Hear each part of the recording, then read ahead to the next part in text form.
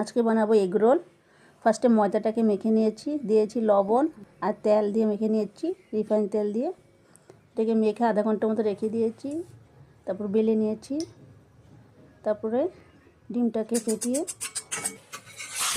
একটু পরোটার মতন ভেজে নিয়েছি। বেশি ভাজিনি, অল্প ভেজেছি, হালকা হালকা করে ভেজে ডিমটা দিয়ে উপর দিয়ে ডিমটা দিয়ে এপিস ওপিস করে উল্টিয়ে দেবো।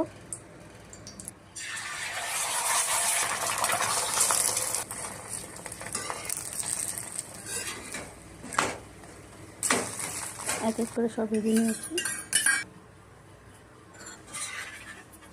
দু রকমের ভেজেছি, একবার ডিম দিয়েছি ফার্স্টে, আর একবার পরোটার উপরে ডিমটা দিয়ে ভাজছি। ফার্স্টে দেবো